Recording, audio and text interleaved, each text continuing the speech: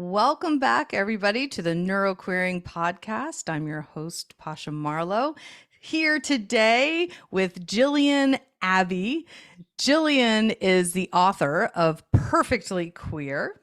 Jillian's an advocate, a storyteller, a homeschooling parent, and a million other exciting things I'm sure that we'll learn about. But first of all, Jillian, thank you for coming. Oh my gosh, Posh Marlowe, thank you for having me. We've connected so long ago I know. with very similar stories, and it's so nice that we finally get to meet. It is nice, and there's so many parallels. And sometimes I watch your journey as I do others who have come out and like moved on and married a woman and did the thing. And I'm like, I've told some of my listeners already. I came out in 2020. I came out in 2019, wrote my book, My Next Husband Will Be a Lesbian in 2020. I'm still living with my husband. I'm still queer. I'm still living with my husband. And we're like still trying to figure out how to navigate this. So I didn't know that the messy middle could last 5 years and more. I thought as soon as the book came out or as soon as I came out that everything would change. And I think that's one of the fears that, Yeah. and people say like, oh, everything's going to blow up or I'm going to destroy everything. And I'll challenge those words in a second, but it surprises me still that kind of not a lot changed. Internally, a lot changed, but like on the outset, I have a very hetero-facing Hmm. lifestyle and life, and it causes a lot of cognitive dissonance and sometimes frustration because it's like kind of being stuck. I don't like that feeling. Yeah. Anyhow, do you come across that often? Well, it's so interesting. And I love that you shared that because I think it speaks to the wide range of diversity of stories. And there are people who can look at us and say, oh, she came out in 2019 and Jill came out in 2019. And like we have a whole lot of parallels in our life, including the timing of when we wrote our books. And even when I wrote my book and submitted my book proposal, I had people who were like, oh, is this just like your version of Untamed? It was almost No. like there could only be one version Wow. of the queer woman's story told. Wow. And Yeah. I love that we are living and sharing so many different versions of that. Like there's no one way to do this. There's no right way to do this. There's no better way to do this. And Hmm. making space for everyone to do it in the way that they need to. Because yeah, for some people, I've met people who come out and they've got the divorce lawyer on the phone by Friday, and they're, I mean, rapidly moving through the process. Um, for me, I came out and I took a few months before I reached the point where I felt like I needed to tell my husband at the time. And then, we started the divorce process ish, but we were kind of dragging our feet on it, and COVID was hitting, and it seemed like there were a lot of different things going on. But at the same time, he and I were both dating other people too. And we're like, this is not really fair to the people that we're with if we're not continuing forward progress on separating our lives. And so that really kind of motivated us on our path to be different as well. Yeah, and I think that's a really good point because, well, in all transparency, I would have liked it had I found a love and a love interest. And I'm sure my husband probably would have liked to as well because it would be maybe potentially easier and a lot more fun than what we're trying to navigate now. But there haven't been really other people involved, and so there's not that extra motivation. And frankly, COVID on top of like economy and the housing crisis right now, it is like it Mm, feels financially impossible sometimes to imagine why is it a good idea if we don't have to separate? Why we're emotionally separated, intimately right. separated, but why do we have to physically separate? And am I any less queer? No, and but it looks so much different than I thought it would. Like I'm like, I want Mm, the pictures on Instagram of me kissing and marrying a woman. I want that. And like the whole everyone's like, I want to find my Abby. You remember when that was like the right. phrase in Right. 2020? Where's my Abby? I want to find my Abby. And I was in it. I was doing the same thing. Sure. And I don't know. I don't It's just so it's fascinating to me. And since then I've been, as you have, helping other women navigate this and helping other couples navigate all these changes. And sometimes I'm like, I'm I'm not moving as quickly. And then I think, according to who? Right. This is where words come in. I'm like, according to whose time am I not moving quickly enough? According to whose time am I late? According to whose time am I not doing this on the right timeline? Like I'm on my timeline. I'm on my family's timeline, but society would have me think otherwise. Yeah, I talked to another woman the other day, and she's like, I kind of chuckle every time you say later in life, Jill, because I'm 42. She's in her 70s. And Mm-hmm. so she's like, you are still a baby to me. And you say later in life. And she's like, I just find it so humorous. And I was like, I know, I just don't know what is What? a better term. And that's why, like, I Right. love words. I love playing with words. Yes. And at the same time, it's such a struggle too of like, how do we put language around so much newness that we've never had before? Yeah, I don't yeah. know. There's a bit of this is a parallel with the neurodivergent world, a bit of gatekeeping around can you call yourself a late in life lesbian? Can you call yourself a lesbian? Can Right. you call yourself queer if you're not out? If you can you call yourself neurodivergent if you don't have a diagnosis? Like a lot of gatekeeping within the communities that are meant to be inclusive, Sure. but within the communities, not so much. Not so Mm, much. Yeah. right. I do think Um, it's interesting you bring that up too, because one other thing, when you were talking about the timeline and like, what is the right time and who says I'm late or I'm taking too long or whatever. I had kind of the opposite problem in I came out, I had published or I had submitted my book to Hay House Publishing, and they had said they were going to publish it, but the timeline for when it was actually going to be released was really far out. It was like a year and a half, and I had no mm, platform at that point. And I thought, okay, well, I want to connect with people so they get familiar with my writing before the book comes out. So I launched my blog, which started, it was called Storyteller Soul. And I launched my TikTok, which was called Storyteller Soul. And it quickly turned into people were submitting a lot of questions. And so I kind of rebranded it as Ask Queer Abby, I because love that's a it. lot of what I was getting. And then I started getting a lot of backlash of, don't you love it when somebody just joins the community and thinks they have all the answers? And I Mm. guess my response back to that was, what is the appropriate time frame when I'm allowed to help? What Yeah. is the appropriate time frame when I'm allowed to serve? How long do I have to live in this queer Right. mind body until I'm allowed to, speak to others? Right. Yes. Like we joke about getting the membership card in the mail or whatever, but it's like there's no point of like, you are valid now. You can No. give advice to someone else now. And back to your point of the messy middle, it's really helpful sometimes to talk to people in the messy middle who are a few steps ahead of you, who aren't so Mhm. far removed from it that they're trying to Mhm. remember back of what it was like. And then at the Absolutely. same time too, I thought I made it through my messy middle, and I'm kind of a perfectionist, and so I was like, oh, it feels really good to be standing on the other side of this. And my fiance Jen said to me, she's like, you think you're out of it?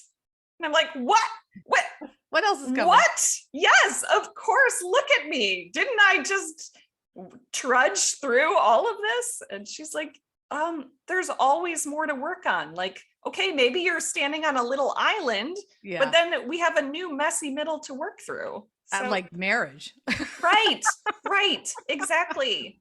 and co-parenting and mixed families and all of All the that. things. And like Yeah. for Jen, Jen and I dated a few different women before Jen, and have my own, dating Whoa. excitement stories. Okay. And then I was like, I'm done with dating. And then I found Jen, and that was kind of my like, oh, I found my Abby moment.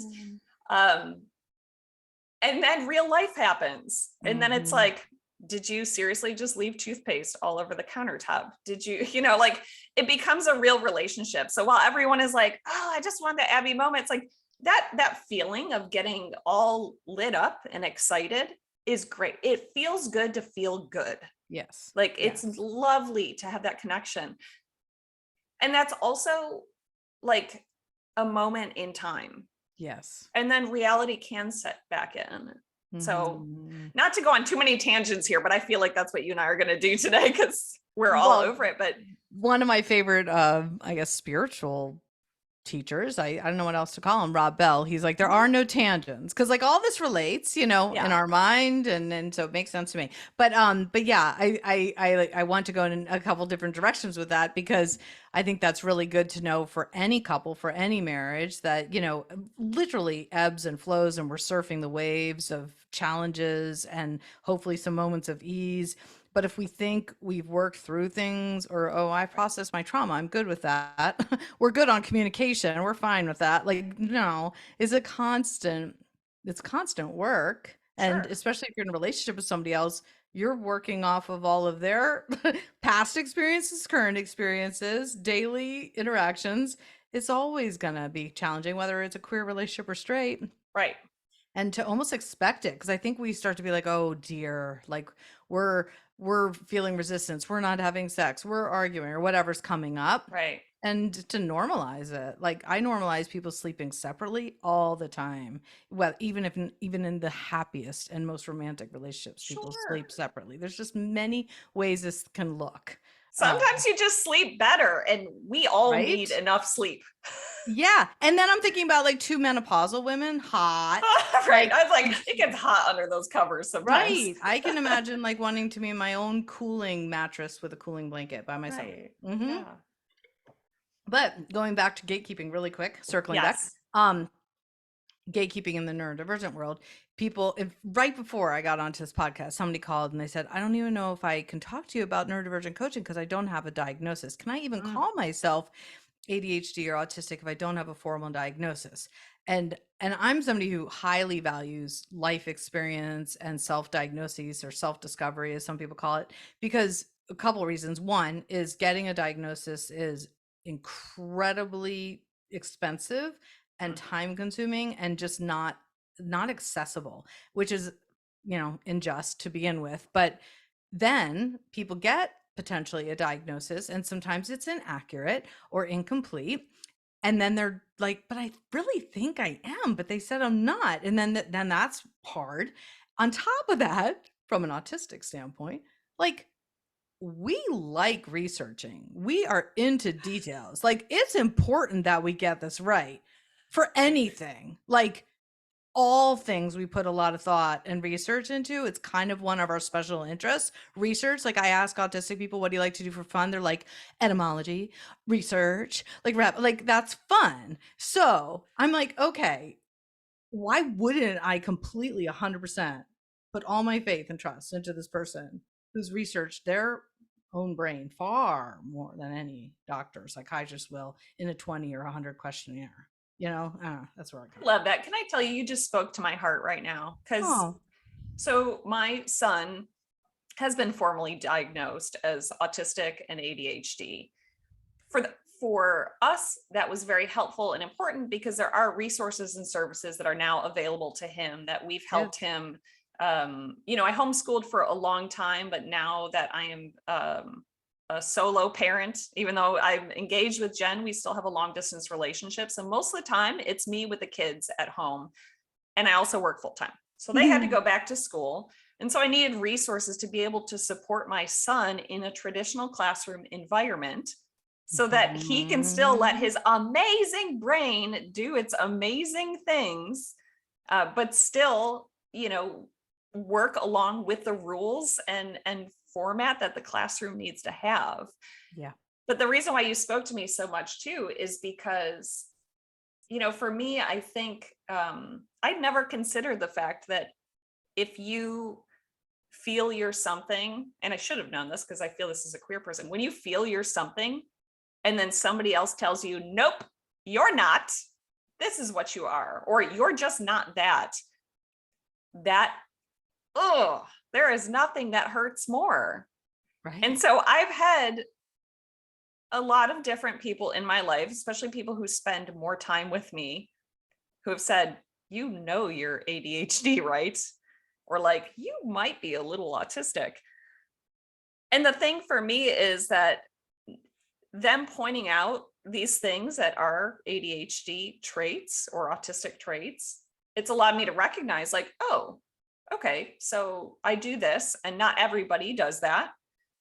And then also realize that I've also lived my entire life doing these things. So do I, Mhm. there's people who need therapy and need the additional resources and the help.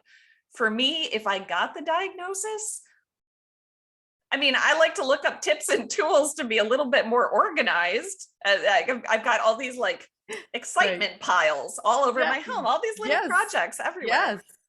And I get super focused and excited about activities. Like, you should see the number of gardening books I bought in the past month. I still have a yard that looks like a wasteland. It may be like that for years. We don't know, but I'm Ah, excited the about hobby gardening. of the day. Yeah. Right, exactly. So many hobbies.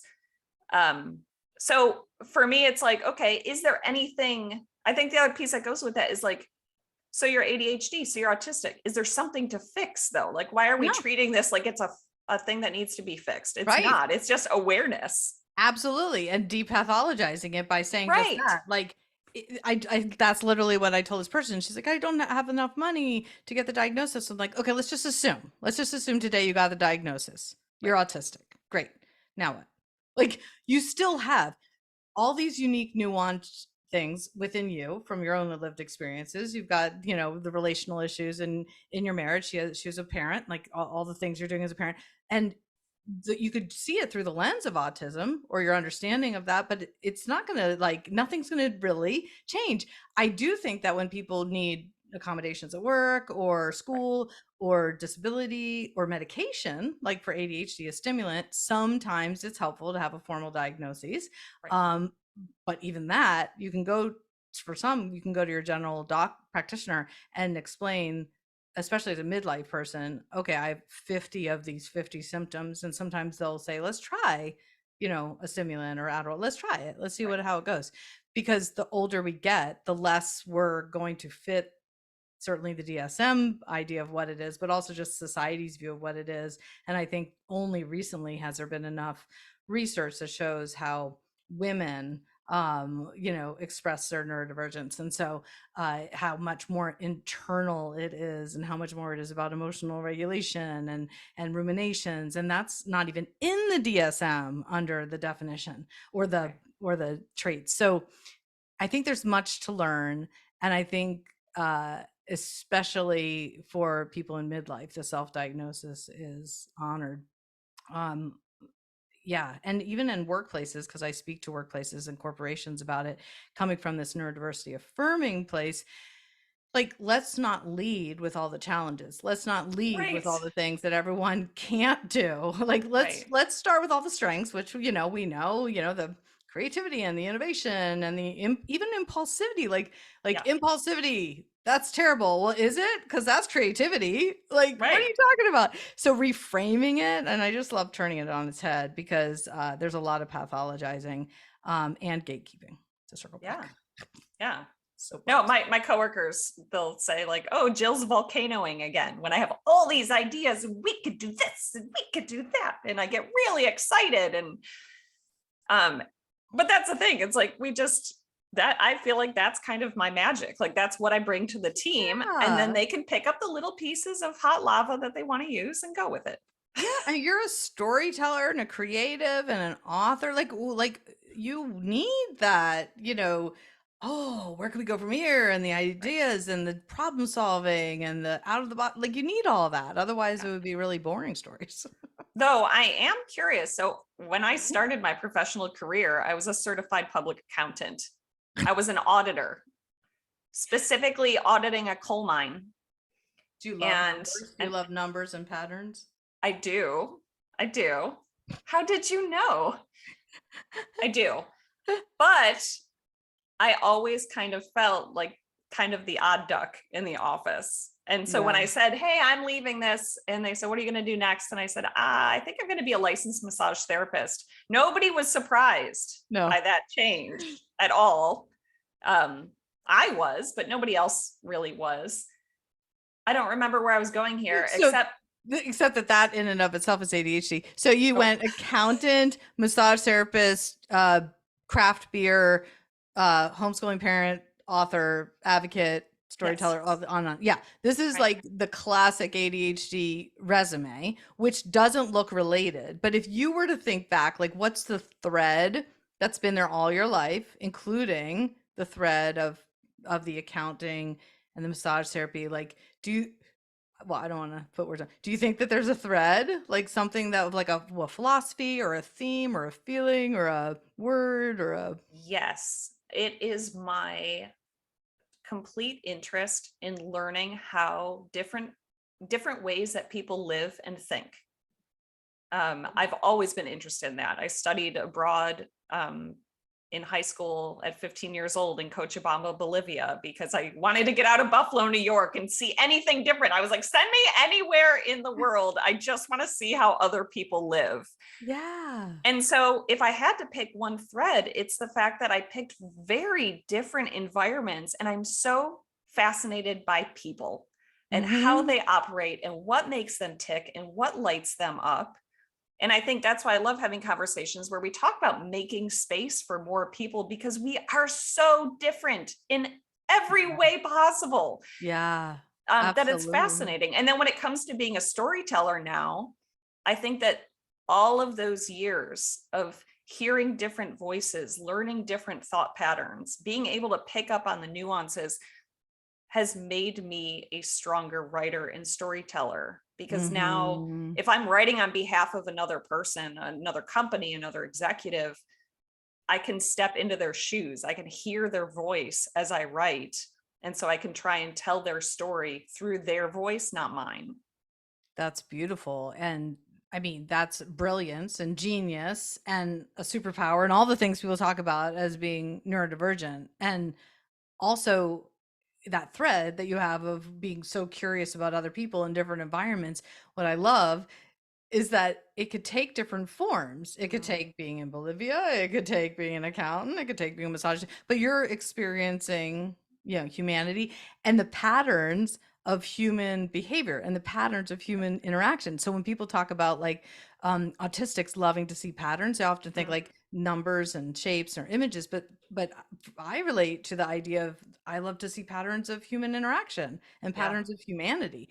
And so yeah, I think it's a really cool thread that can take many different forms that as you Yeah. already But have. one important piece I want to tack onto that, though, is so many people look at where I am now and they're like, wow, success. And that's wonderful. And I didn't mention all of the shame that came around having a very nonlinear career path. At the time, it felt like Jill has no direction. Yeah. Jill gets bored easily. Jill Yes. doesn't know what she wants to do with her life. Um, Yes. there was a lot of judgment that I received along the way, including self-judgment of Yeah. I always wondered why people seem to have a passion or a thing. And I was like, what is my passion? What is my thing?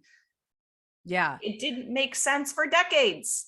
That's why I really like this thread discussion because almost everyone I know who's ADHD, including myself, is like, okay, I've had like four careers. They don't seem related. Almost an embarrassment in when I give a bio. Like, I'm like, I should probably leave that out because that's not even related. And then it's like, oh, this looks like a laundry list. And when I write my resume, it's like this, and then this, and then like a whole turn, like 360. And it feels scattered, it feels disorganized, it feels irresponsible and not loyal, and all these things I pile Mhm. on. And so back to Rob Bell again, because he's the one who introduced me to this idea of the thread. It's like, or can we look at it as like what really deep inside of us speaks to us? And is that the continuous thread or theme, um, and all the different creative forms. And isn't it beautiful Mm, that our resume has taken that thread and changed it into many forms? And isn't it beautiful that we've had all these different careers and we've been so curious and playful with it that we've kept our thread, our essence, or whatever you want to call it, and just changed its form. And that's such a brilliance of ADHD. And that I think you're right. I think we hold a lot of shame around it. Now I'm like totally motivated to talk about this more because I feel like it's a shame that people don't talk about. And yet it comes up in all of the sessions when I talk about resumes and job searching, and when I talk to corporations about what their incoming employees resumes are going to look like. It's going to look like many tangents, it's going to have some gaps, it's going to seem random, So I'm trying to figure out how to weave this thread conversation in with corporations. Well, and I think that's a hard part too. And it's something that, so I do contract with several multinational corporations. And sometimes I feel like they don't know what to do with me. And it takes a while until they realize the magic that I bring to the table, because I don't do well in corporate small talk. I don't do well in face-to-face interaction, and yet I love public speaking. So they're always surprised when they meet me in person, and I'm like, meep, mop, moop, I don't know what to say. And then I get up on stage and I feel very at home. But for Yeah. me, that's just the environment I feel comfortable in. Yeah. So it takes them a while to figure me out. And yet, for the people I've worked with who can see my magic, they love what they get, because it's such a unique energy and perspective that I think we can bring to a Yeah. traditional environment. Absolutely. And coming from an autistic lens about what you just said, the reason why maybe public speaking or TikToking or storytelling feels so good, but like a party would be terror. We have the stage, we have the mic, we're literally talking about our special interest of the moment without interruption because we have the mic. And so people are listening, which is great, because in life they don't. Because in life they'll like tune us out and kind of like glaze over, like, oh, you're talking about that still, huh?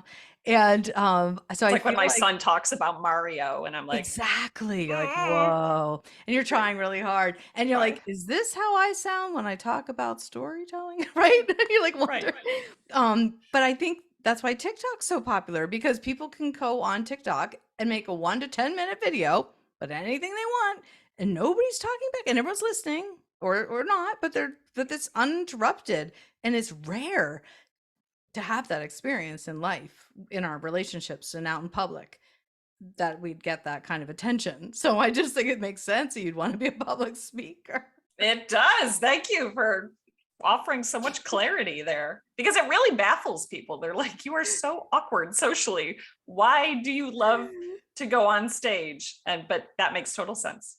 And it's not an egotistical, like, I want the mic, I don't want anybody else's ideas. Because Right. I understand that that's not how you're internalizing it, but the actual action, and then not even needing to navigate the back and forth, the games, the reciprocity, the eye contact, the Right. energy of others, that the interruptions, that doesn't Yeah. happen when you're on stage. So it's easier. It's all clicking. I'm so glad we talked today. This conversation, by the way, did not go the way I thought it would go at all. And I'm loving it and I'm here for it. I'm looking back on the things that we were going to talk about. No, we Right. we did okay because we talked about one thing. Okay. We got words. We got words, and we were going to talk about how it's not selfish to prioritize yourself, and we were going to talk about, yeah, that was the other thing. Fabulous. We can jump tracks to that topic, because I do love talking about prioritizing self and how we don't, as much as we have so many memes out there that, and we tell kids in our lives to, value yourself and put yourself first, and you have to fill your cup before you can fill others' cups. When we actually fill our cup, Yeah. especially for anyone socialized as a woman, people are like, what are you doing? And so it's frustrating. And for me, coming out was probably what felt like the most selfish act to me. And it's also Mhm. what a lot of people felt very comfortable publicly commenting, that I was being incredibly selfish by turning everyone else's life on end. Mhm. And I think that's Mhm. incredibly short-sighted. Yeah. I think when we make these judgments about people's actions and what they're doing without understanding the context of maybe the years of thoughtfulness and decision making that went behind it, and maybe not. I mean, for some people, there's like, they have a sudden knowing they need to make a change. For others, it could be something that they have been trying to build up the courage for their entire lifetime, Yeah, in a selfless way, in a selfless martyring way. and sacrificing their well-being by hiding their truth and masking up.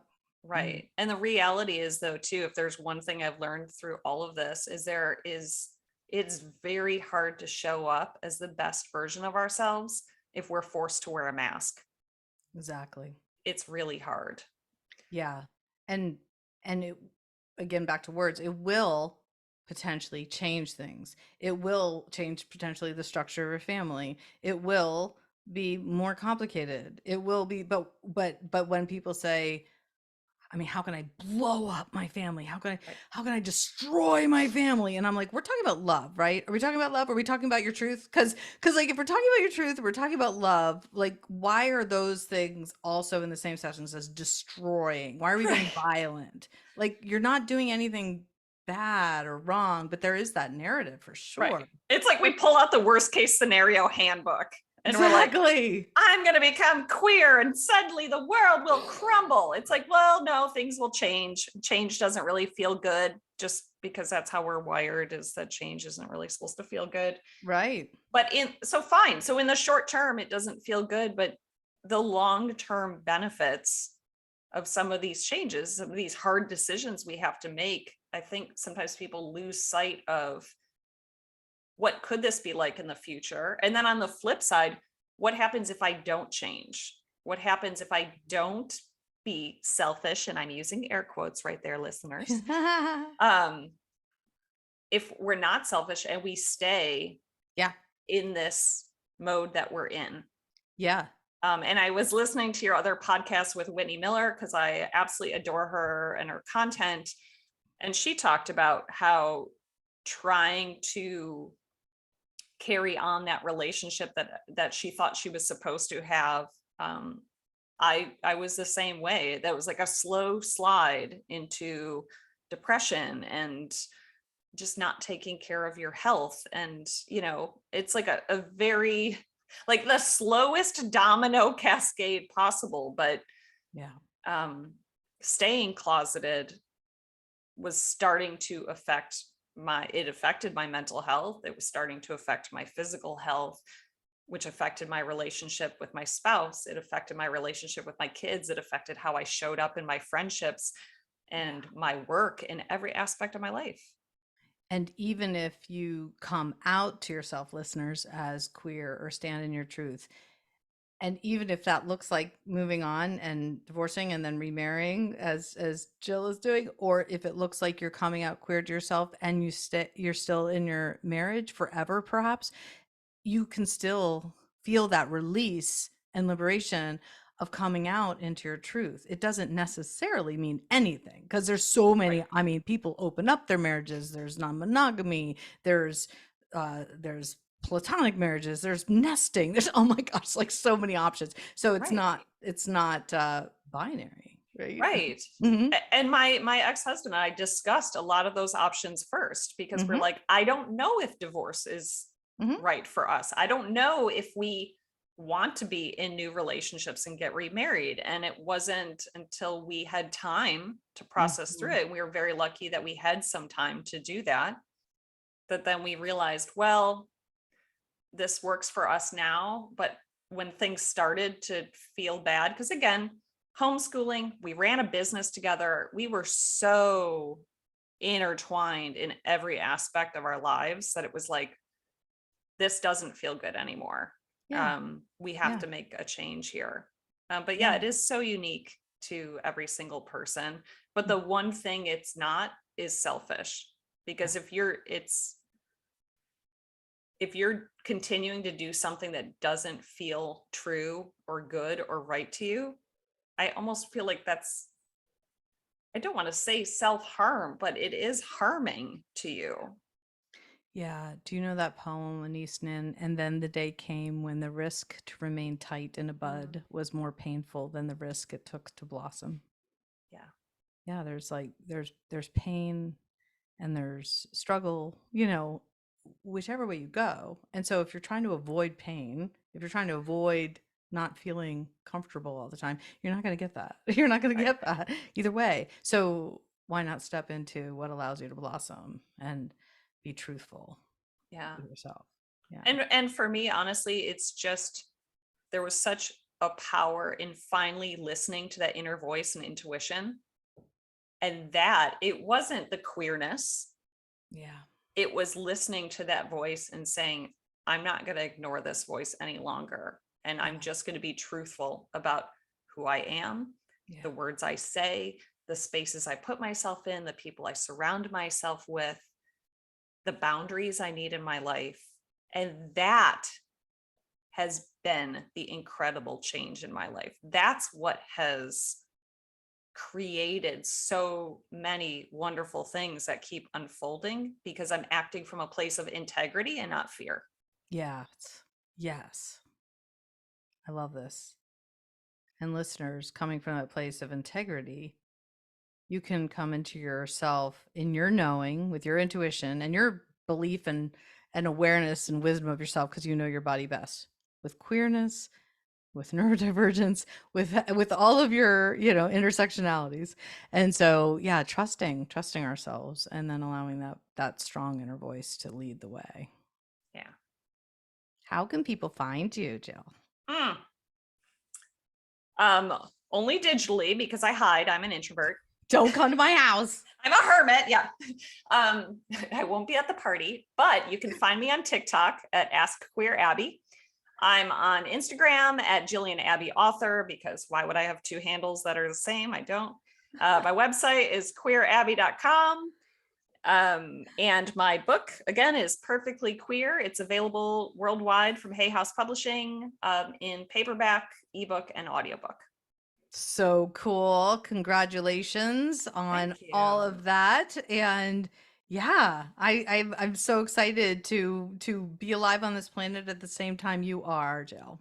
Back at ya. Thank you. Thank you. All right, everybody. Follow Jill, get her book. And while you're on Amazon, you could buy mine too. My next husband will be a lesbian. Oh my gosh, she has him standing. That's so cool. I'll do a screenshot of that one later. That's so cool. Very cool. Two very similar stories with very different outcomes, as all humans are very different.